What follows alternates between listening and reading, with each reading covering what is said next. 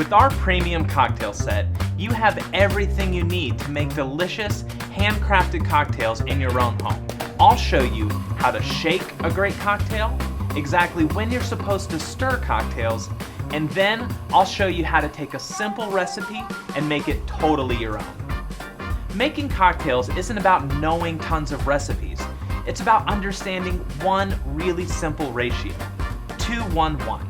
A well-balanced drink has 2 parts alcohol to 1 part sweetener to 1 part sour. Start with that basic ratio and a whole world of amazing flavor options opens up. Our set includes a recipe card that shows 9 classic cocktails made with this one ratio, plus tips for building your bar, making simple syrups at home, and some of the techniques I'm about to share with you now.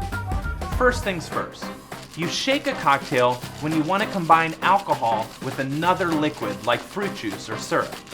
Take a margarita for example. It has lime juice, simple syrup, and tequila. Our premium cocktail set comes with a Boston shaker, which has a small cup that fits upside down in a larger cup to form a seal.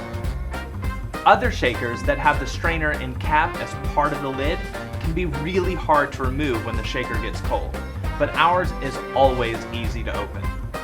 Measure your ingredients into the large cup of the shaker with the jigger.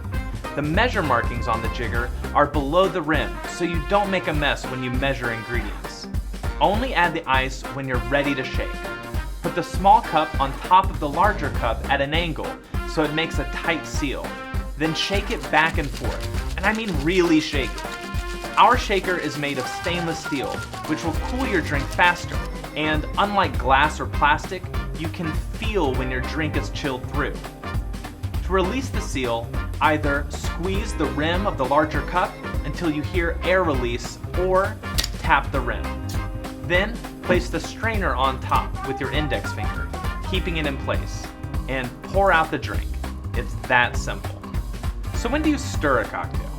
When combining different types of alcohols like gin and vermouth for a martini. Stirring keeps these drinks from getting too watered down while still cooling the drink. You want the back of the spoon to run around the side of the cup. Don't grip the spoon too tightly.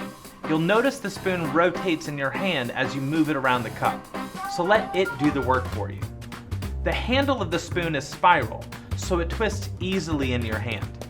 Plus, the bowl of the spoon is exactly 1/8 of an ounce, so it's great for measuring syrups or liqueurs.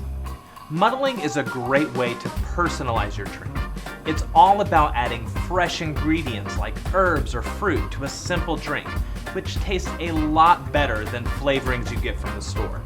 And you know what's in your drinks. To muddle, put fresh herbs into the large cup. I like to add my sugar at this point too, because it draws out some of the moisture in the herbs. Then press the muddler into the mint. When you muddle herbs, you don't need to go overboard. Stop when you can smell the herbs from where you're standing. Muddle too much and your drink will taste bitter. Then add your other ingredients and shake it like usual. For a mojito, I'll pour it over crushed ice and garnish it with a few extra sprigs of mint. So whether it's you or someone you love who enjoys signature drinks, stop paying for them at the bar. Use our premium cocktail set and make them at home instead.